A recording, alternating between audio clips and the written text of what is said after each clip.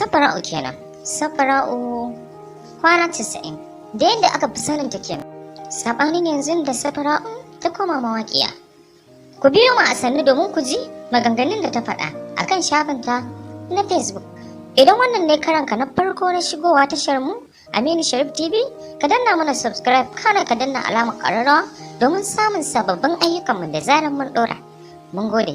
Safara'u ta wallafa a shafinta cewa wani lokacin tana ji a ranta da a kudancin Najeriya take da ta huta da zage da zagen mutane.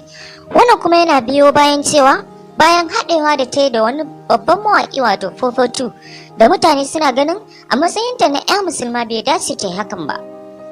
To, ni dai zan iya cewa kowa ya ɗebo da zafi bakinsa.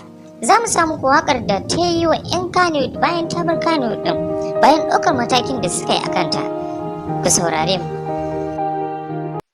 Na canza gida, na canza kala, na bar sana'ar wa 'yan wahala. Safa, safa, safa. 4, 1, 2, I'm all wow. Come back, shi ne. Kalle ni da kyau, Haba, duba ni da kyau, ai mu ne kyau. ai ku ne kyau, ku ne ke sa kyau ta yo kyau. Ko ba me kam, ai ku a ina zaki. Wash, bayana, ga ciki, ga goyo, ga ruwan sama ya calce kai, fata ya dukan. Fitar wannan waƙar da suka yi tare da Fofotu, mutane da yawa sun mayar mata da raddi, musamman 'yan masana'antar Kano din sosai. Sun fitar mata da raddi sosai akan wannan waƙar. Raina ya ɓaci da akwai matsala. Akwai wata yarinya yar wahala, wai ta bar sana'ar 'ya'yan wahala. To ki tsaya ki ji yarinya, aike ce yar wahala. Dai ta ƙara da cewa, na lura da cewa masu zagina duka 'yan zaman banza ne.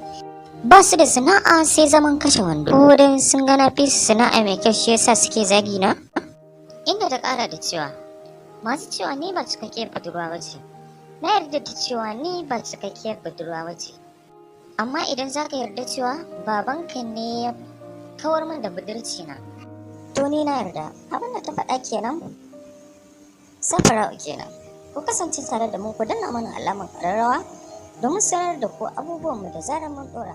Mun gode.